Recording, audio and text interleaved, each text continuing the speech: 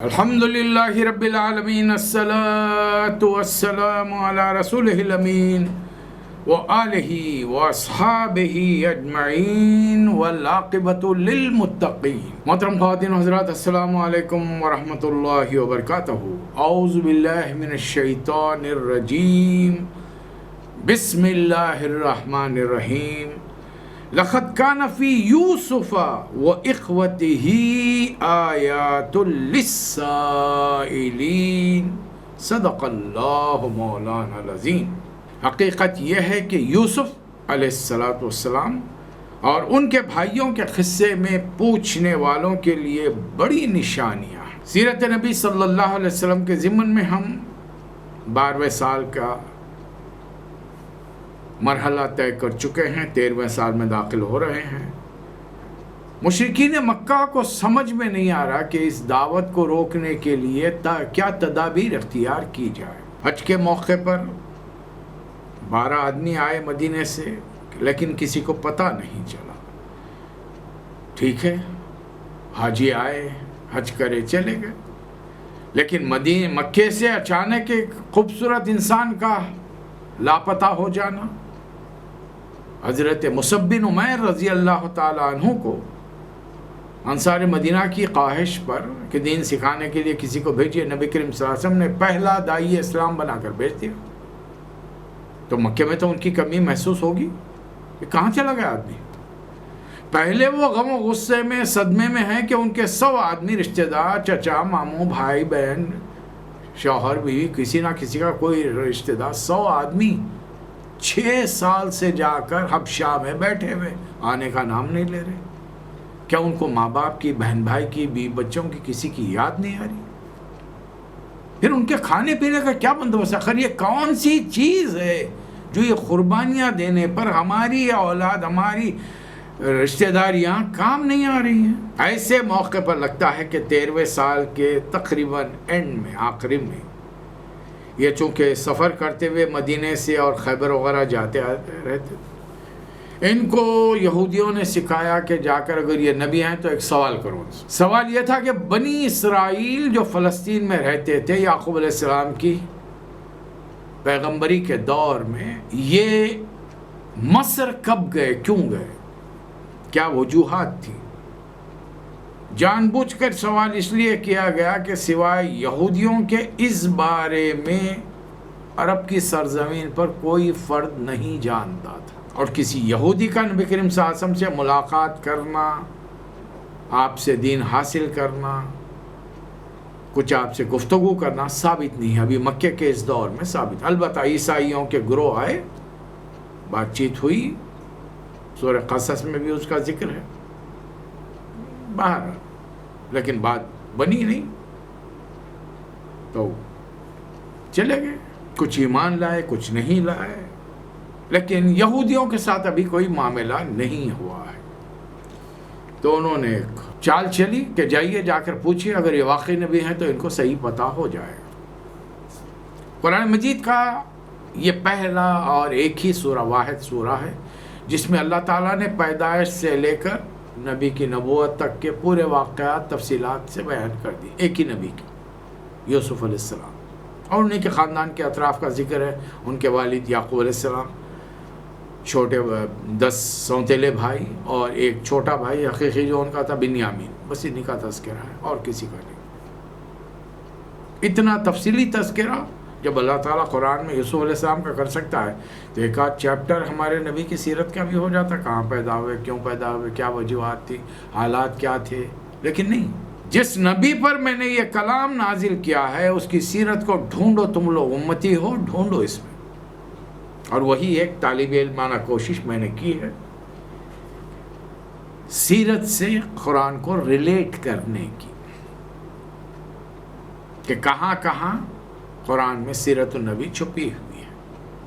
تقریباً آپ دیکھ رہے ہیں کہ ہر سورے میں چھپی ہوئی ہے۔ اللہ حکم دیتا ہے، نبی صلی اللہ علیہ وسلم عمل کر کے بتا دیتے ہیں، نبی کا عمل ان کی زندگی کے حالات بیان کر رہا ہے، اور نبی کو دیکھ کر صحابہ اکرام قربانیاں دے رہے ہیں، عمل کر رہے ہیں، جو جس حد تک دعوت مرحلے میں، جس مرحلے میں پہنچی ہے اس کو برداشت کر رہے ہیں، وہ تمام چیزیں، صعوبتیں، مصیبتیں اس لیے کہ ابھی فارغ البالی اور خوشحالی کا دن ابھی نہیں آیا. It takes time.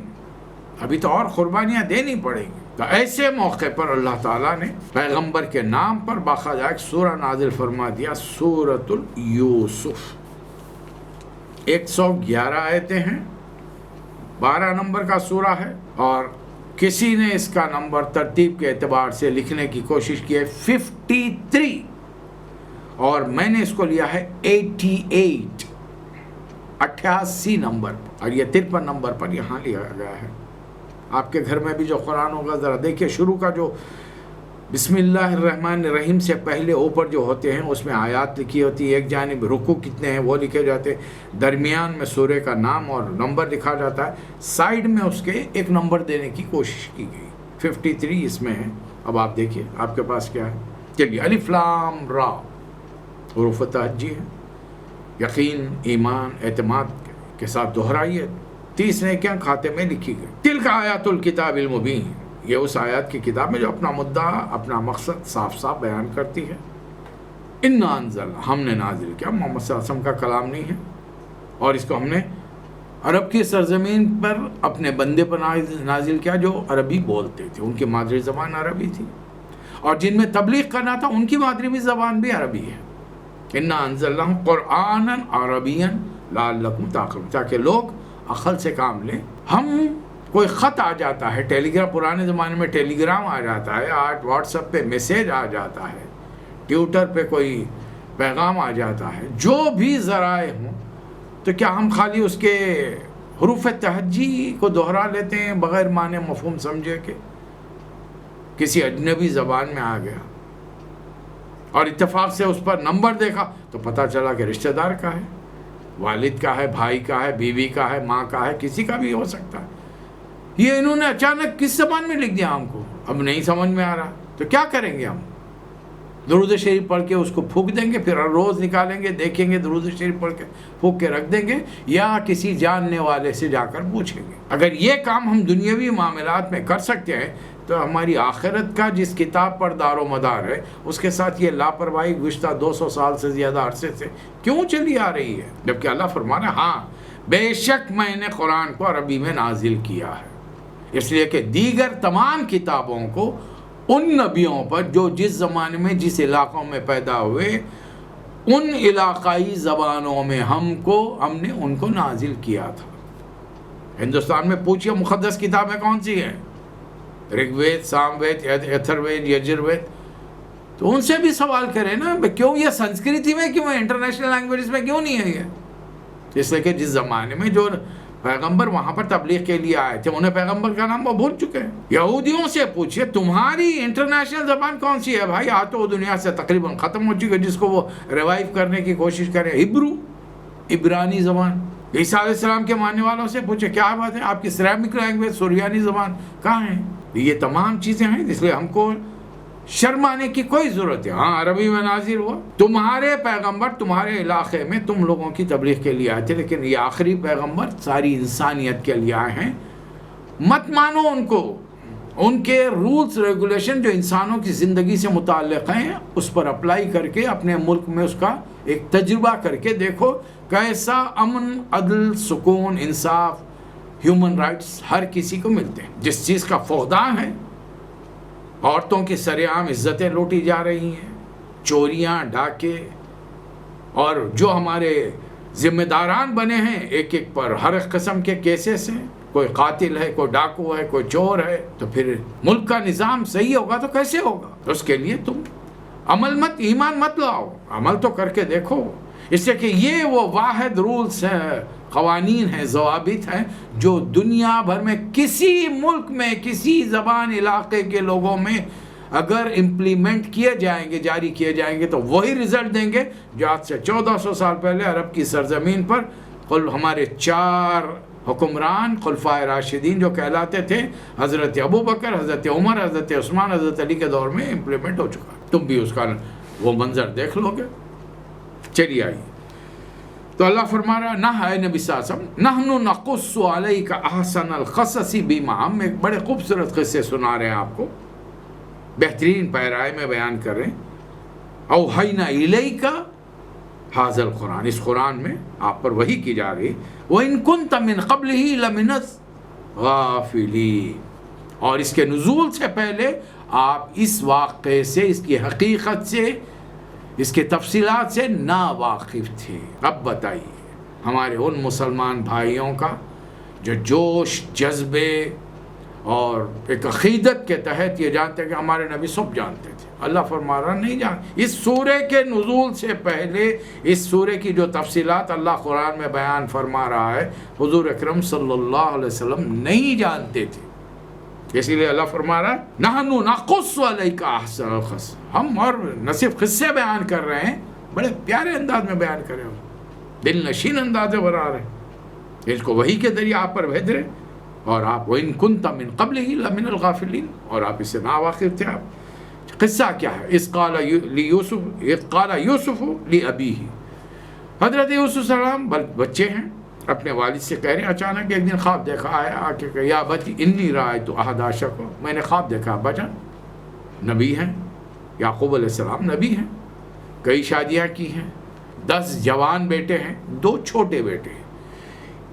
حضرت یوسف علیہ السلام بڑی مشکل سے 10-11 سال کے ہوں گے، اور ان سے چھوٹے بھائی 7-8 سال کے ہوں گے۔ چونکہ چھوٹے ہیں، کام کاج پہ جا نہیں سکتے، اب خوبصورت بھی ہیں، جیسے کہ آدھا حسن اللہ نے دنیا والوں میں بانٹا، آدھا حسن یوسف علیہ السلام کو دیا۔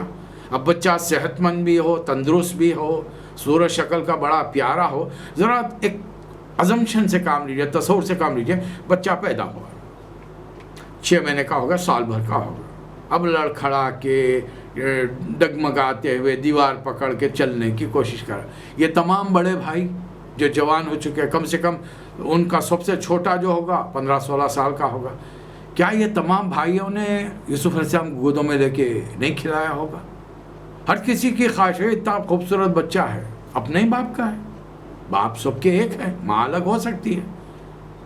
ارے ہم راستہ چلتے ہوئے کسی بچے، صحت مند خوبصورت بچے کو دیکھیں، وہ کبھی بھاگتا ہوا ہماری طرف آ جائے، ہم گود میں اٹھا لیتے ہیں، عام آدمی، یہ بغیر دیکھے کس کا بچہ ہے، ہندو ہے، مسلم ہے، سکھ ہے، عیسائی، بچے بچے ہوتے ہیں۔ اور بچے کیا ہوتے ہیں؟ ریحان الجنہ، نبی کریم صلی اللہ علیہ وسلم نے فرمایا، یہ تو جنت کے پھول ہے، کسی کے گھر بھی پیدا ہو۔ اب یہ تو بڑے ہونے پر ان کے ماں باپ ان کو کچھ سے کچھ بنا دیتے ہیں۔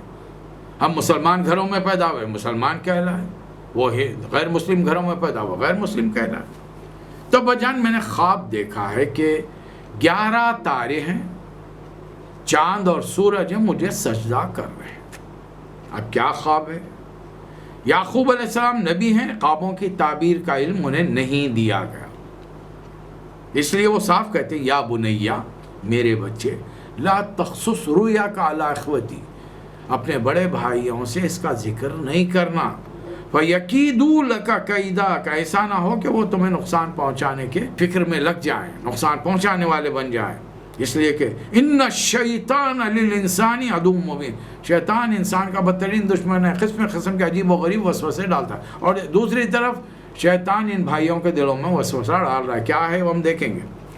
اور ہو سکتا ہے اللہ تعالیٰ تمہیں وَكَذَلِكَ يَجْتَبِيكَ رَبُّكَ، آپ کے رب نے آپ کو چن لیا ہے اور آپ کو يُعَلِّمُكَ مِن تَأْوِيلِ الْأَحَادِيث، خوابوں کی تعبیر کا علم دے، اور آپ پر وہ نعمت پوری کرے جو آپ کے والدین آل یعقوب، تاکہ یعقوب علیہ السلام کی نسل پر اسے پورا ہو، جیسا کہ آپ کے جد علی ابویک من قبل ابراہیم و اسحاق، ان دونوں پر اللہ نے اپنی نعمت ہی کیا، ایسی کوئی نعمت آپ کے پاس آ رہی ہے۔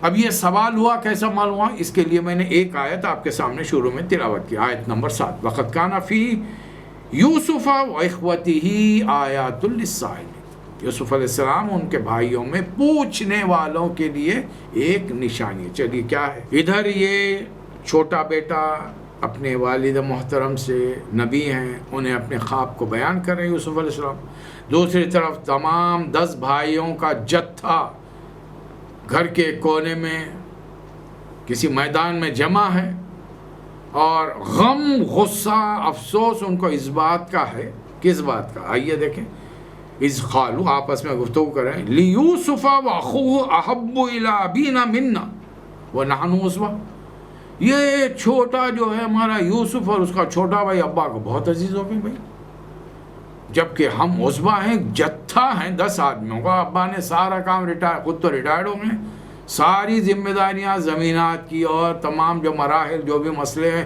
ہمارے سپرد کر دیے، سارا کام ہم کرتے ہیں، اور ابا ان 2 چھوٹوں کو اپنے سینے سے لگائے رہتے ہیں، کہیں باہر ہمارے ساتھ تک باہر آنے نہیں دیتے. یہ تو صحیح بات نہیں. اب ان لوگوں کو، نوجوان بیٹوں کو معلوم ہے کہ باپ نبی ہیں، لیکن باپ کے متعلق صرف ایک وجہ سے کہ وہ 2 چھوٹوں کو بہت چاہتے ہیں اور ہم کو نہیں چاہتے، تو ان کے نزدیک باپ کا کیا مقام ہوگا؟ انا ابانا لفی ضلال مبین. لگتا ہے ابا ہمارے سٹھیا آ گئے ہیں، دماغ کام نہیں کر رہا. ورنہ دنیا میں کوئی بھی ترجیح دیتا ہے کمانے والوں کو، گھر کی نگرانی کریں. 10 بندوں کا جتھا ایک گھر سے نکلے گا، محلے بستی والوں کی مجال نہیں ہوگی کہ اس گھر کی کسی خاتون کی طرف بری نظر سے دیکھے، کبھی چوری چکاری کرنے کی کوشش کرے، کسی سے جھگڑا مول لے. اتنے لوگ جب ایک ساتھ آئیں گے ایک ہی گھر کے، مسئلہ ہو جائے گا. تو ابا کو چاہیے کہ ہم کو سپورٹ کرتے، لیکن وہ یہ بھول گئے. بھائی جوان ہونے کے بعد میں کون سا باپ اپنے بچے کو گود میں بٹھا کے رکھتا ہے، پیارا کرتا ہے، محبت کرتا ہے؟ بس یہ ہے کہ چاہت کا اظہار اپنی جگہ پر ہے، لیکن انہیں اس بات کا بڑا غصہ ہے.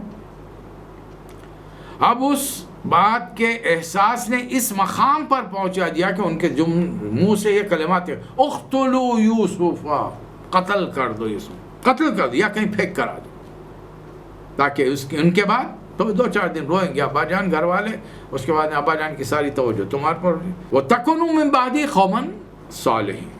اور جو ایک کام یہ غلطی کا کر دو، اس کے بعد میں البتہ توبۃ اللہ کر کے نیک بن جائے. یہ شیطانی وسوسے ہیں کہ انسان کو جب گناہ پر آمادہ کرتا ہے تو شیطان کوشش یہ کرتا ہے کہ فی الحال تو یہ گناہ جو اپارچونٹی اویلیبلٹی ملی ہے کر لے. اللہ غفور، بڑا توبہ قبول کرنے والا، 70 ماہوں سے زیادہ چاہتا ہے، وہ معاف نہیں کرے گا. کون سی ماں اپنے بچوں کو دوزخ میں ڈالنا، آگ میں جلانا پسند کرتی ہے جو اللہ میں پسند کرے؟ پھر اگر فرض کر لے اللہ میاں نہیں مانے ہماری بات، گناہوں پر سزا دے، رسول اللہ صلی اللہ علیہ وسلم کیوں ہے؟ پھر ان کی شفاعت ہے. پھر یہ بزرگوں کے غلوں میں جا کے ہم ہر سال عرس کے موقع پر 100 کے نوٹیں ڈال کے آتے ہیں، کھانے کھلاتے ہیں غریبوں کو. پھر یہ لوگ کس کام کے ہیں بھائی؟ کوئی نہ کوئی بچا لے گا ہمارے تمام گناہوں کو، پردہ ڈالے گا، جنت میں لے جائے گا. اب لگتا ہے، مجھے لگتا ہے ان میں جو سب سے بڑا بھائی تھا، ظاہر ہے وہ تو کئی بچے ہو گئے، بلکہ یوسف علیہ السلام کی عمر کے بچے ہوں گے اس کے، یا کچھ چھوٹے ہوں گے، لیکن ہر ایک کے بچے خوبصورت نہیں رہے. دیکھیے آپ کے گھر میں بچہ کتنا ہو، اور انسان کو اپنا بچہ دوسروں سے زیادہ اچھا دکھتا ہے. لیکن جو بچے خوبصورت ہوتے ہیں، آپ کا بچہ آپ کو بہت عزیز ہے، لیکن صورت شکل میں دوسرے کا بچہ اگر صحت مند، تندرست، گورا گمٹا، اچھا ناک نقشے کا ہے، تو آپ اس سے ذرا محبت سے ہاتھ لگائیں گے نا بھائی. پھر اپنے بچے کی محبت علیحدہ ہے، لیکن دوسرے پر بھی تو پیار آئے گا صورت شکل اور صحت مندی کی وجہ سے. تو بڑا لگتا ہے یہ بڑا بھائی تھا، اس نے کہا کہ لا تقتلوا یوسف، مت قتل. اتنا بھی ہے ایکسٹریم پہ چلے کہ تم لوگ قتل مت کرو، البتہ یہ کرو وَالْخُوا فِي غِيَابَةِ الْجُبِّ. ایک کام کرنا ہے تو کسی اندھے کنویں میں ڈھکیل کے آ جائیں گے، اس سے کہ کوئی آتا جاتا قافلہ اس میں سے نکالے گا، لے جائے گا زندہ. کیوں کسی کے بھائی ہے، ہمارے باپ کا بیٹا ہے، کیوں قتل کرے؟ قتل کا ناک الزام اپنے اوپر ڈیسائیڈ ہو گیا. مزے کی بات یہ ہے کہ ایک ہی گھر میں، ایک ہی چھت کے نیچے، ایک کمرے میں یہ ڈیسیشن لیا جا رہا ہے، اور ان 10 افراد کے نوجوانوں کے باپ وقت کے پیغمبر ہیں، ان کو نہیں معلوم، پتہ ہی نہیں چلا پیغمبر وقت کو. اور چھوٹے موٹے پیغمبر نہیں ہیں، ان کے باپ پیغمبر، ان کے دادا پیغمبر، یعقوب علیہ السلام کے والد اسحاق علیہ السلام پیغمبر، دادا ابراہیم علیہ السلام پیغمبر، اور ان کو بیچاروں کو نہیں معلوم. اور ہمارا حال یہ ہے کہ محلے میں لوگوں پر بھروسہ کر لیتے ہیں، یہ بابا صاحب بن گئے، وہ پیر صاحب بن گئے، وہ حجانی وہاں ہیں، وہ فلاں پیر صاحب ہیں، ایک ایک کے بارے میں قصے کہانیاں مشہور کر کے ان کو، اور پیسوں سے بھر رہے، ان کا گھر بھرتے چلے آ رہے، خود مفلس ہو رہے. آج تک کسی سے نہیں سنا کہ کسی پیر کی وجہ سے مرید کا گھر بھر گیا ہو سونے چاندی سے، دولت سے. البتہ مرید دن رات خدمت میں لگا ہوا ہے. میرا اپنا ذاتی واقعہ ہے، ہمارے ایک عزیز تھے، اچھے مالدار تھے، کارخانہ وغیرہ تھا. ایک تقریب کے موقع پر ہم ان کے گھر مدعو کھانا کھاتے بیٹھے ہیں، ہمارے ساتھ وہ بھی دستر پر بیٹھے ہیں، بڑا اچھا ماحول ہے، سارے فیملیز ممبرز بیٹھے ہیں، رشتہ دار. اچانک وہ تیزی سے اٹھے، فون تھا، تیزی سے اٹھے، فون ریسیو کیا، نکل کے چلے. کیا ہوا؟ اب جب تک کھانا ختم ہوتا وہ بہرحال واپس آ گئے. کیا بات ہے؟ حضرت کے گھر پر سلنڈر، گیس سلنڈر ختم ہو گیا، اور سلنڈر کمپنی والے کو فون کرے تو انہیں لا کے اسی دن نہیں تھا، 2-3 دن لیتا ہوں. انہوں نے پیر صاحب نے مرید کو فون کیا، مرید اپنے گھر کا سلنڈر اٹھا لے جا کر ان کے گھر پہنچا کر آیا. اب 1-2 دن تک تو مرید کے گھر پہ کھانا نہیں بن سکتا. یہ کیسی پیری مریدی ہے یار؟ ضرورت مند، حاجت مند تو مریدین رہتے ہیں، ان کو تم پہنچانا چاہیے، یا سارے مرید مل کے پیر صاحب کو. تو یہ آج کل کا ماحول چل رہا ہے.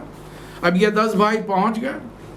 ابا جان، یا ابانا ما لک لا تامنا علی یوسف. یہ کیا بات ہے ابا جان، یوسف کے بارے میں آپ ہم پر بھروسہ ہی نہیں کرتے، جبکہ ہمارا حال یہ انا لہ لناصحون، جب ہم اس کے سچے خیر خواہ ہیں، آخر بھائی ہیں اس کے. جب دیکھو گھر میں گود میں چڑھائے ہوئے رہتے ہیں، اپنے اطراف کے ساتھ لیے گھومتے پھرتے ہیں، باہر جانے، ارے کچھ کھلی ہوا میں جائیں گے، کھیلیں گے، کودیں گے، صحت بنے گی ان کی، اور آپ ہم پر بھروسہ ہی نہیں کرتے. اب بتائیے، سازش کر کے آئے ہیں، انہیں اندھے کنویں میں ڈھکیل دیں گے یا قتل کریں گے، اور ابا کو بتا رہے ہیں کہ ہم ان کے بچے کے صحیح بے خواہ ہیں، ہمدرد ہیں. اور یعقوب علیہ السلام وقت کے نبی ہونے کے باوجود اپنے بیٹوں کے طرز عمل کو نہیں پہچان سک رہے. اس سے اندازہ لگائیے کہ ہم نے جن کو جو مقام دے رکھا ہے، اللہ اسی پر تو ناراض ہے. وہ جو صفات اللہ کی ہیں، وہ جو اللہ کے اختیارات ہیں، ہم نے بندوں میں بانٹ رکھے ہیں. اب جواب میں اب پھر مطالبہ بھی کر دیا، کل ہم لوگ پکنک پہ جا رہے ہیں، ارسلہ معنا غدا یرتع، ہمارے ساتھ جائے گا، کھیل کود میں ذرا بھاگ دوڑ کرے گا، ذرا صحت ہوگی اور تھوڑا اس کو بھی اچھا لگے گا. حضرت یعقوب علیہ السلام نے فرمایا، مجھے پریشانی اس بات کی ہے کہ اگر تم لوگ اسے لے جاؤ گے اور پھر ایک جگہ بٹھاؤ گے، کرو گے، تم کھیل کود میں مصروف ہو جاؤ گے پکنک میں، اور کوئی بھیڑی آ کے کھا لیا تو جنگل میں جا رہے ہو تم. اب دیکھیے، جو چیز انہوں نے نہیں سوچی تھی، ان کا پلان کیا تھا؟ قتل کر دو، دوسری صورت میں ایک اندھے کنویں میں ڈال کر آ جاؤ. اب وہ تجویز حضرت یعقوب علیہ السلام ان کے سامنے اپنی احتیاط بیان کرنے کے لیے ان کو ایک پلان دے رہے، اور پلان ان کو سمجھ میں آ گیا، انہوں نے اسی پلان کو لپک لیا. ارے ایسا کیسا ہو سکتا ہے؟ 10 آدمیوں کا جتھا ہے اور بھیڑیا آ کے لے کے جائے گا، ایسا نہیں ہو سکتا. چلیے، آخرکار باپ راضی ہو گئے، 10 بھائی یوسف علیہ السلام کو لے کے چلے گئے. شام کے وقت واپس آئے، وہ جاؤ اباہم عشاء یبکو، روتے ہوئے آ رہے ہیں، خوب روتے ہوئے آ رہے ہیں. سارا ہاتھوں میں ایک ان کا جبہ ہے یوسف علیہ السلام کا، اور اس پر جھوٹا موٹ خون لگایا ہے، روتے ہوئے آ رہے ہیں اور آ کر کہہ رہے ہیں، یا ابانا، ابا جان، انا ذهبنا نستبق، ہم لوگ ریس میں لگ گئے تھے، کون تیز دوڑتا ہے سارے بھائی، اور ہم نے وہ ترکنا یوسف عند متاعنا، یوسف کو سارے سامان کے پاس ہم نے بٹھایا تھا، لیکن ادھر بھاگ کے لیے ہم ادھر چلے گئے، فاکلہ الذئب، بھیڑیا آیا یوسف کو کھا لیا. ہم کیا کریں؟ پھر احتیاطاً، چور کی داڑھی میں تنکا والی بات ہے، وما انت بمؤمن لنا ولو كنا صادقین، ہاں لیکن ہم کو معلوم ہے آپ ہماری بات کا یقین نہیں کریں گے چاہے ہم کتنے سچے ہو. پھر وہ خمیص بتا دیا، وہ جبہ بتا دیا جس پر انہوں نے جھوٹا خون لگا، پھر دمین کذب. حضرت یعقوب علیہ السلام نے فرمایا، بل سولت لکم انفسکم امرا، ایک بڑا کام تمہارے نفسوں نے آسان بنا دیا ہے، فصبر جمیل، اب بھیڑیا ہی کھا گیا تب تم پہ کیا الزام دوں، میں صبر کروں گا.